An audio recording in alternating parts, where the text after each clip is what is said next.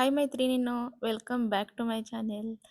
Shravan special शेपूची भाजी आज आपण बनवणार आहोत. तर पहा, आज मी शेपूची भाजी आज बाजारातून आणलेली आहे. तर ती आज आपण कशी करायची ते पाहणार आहोत. बघा, ही भाजी जी आहे आपल्या हेल्थसाठी खूप चांगली असते.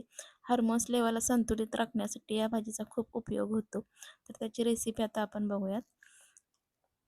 तर पहा, ही भाजी बनवण्यासाठी मी कढईमध्ये 1 चमचा तेल घातलेलं आहे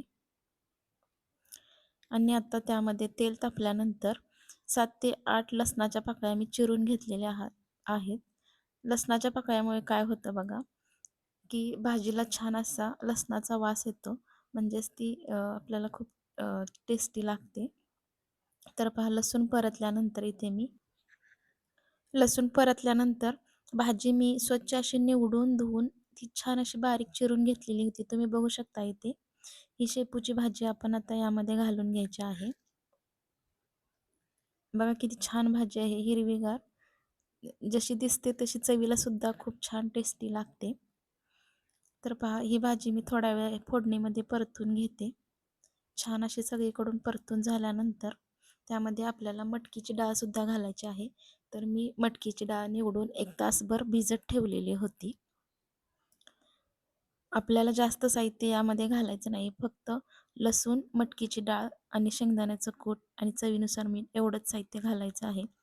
एवढ्या कमी साहित्यात सुद्धा ही भाजी खूप अशी टेस्टी बनते. तर पहा, इथे मी मटकीची डाळ घालत आहे.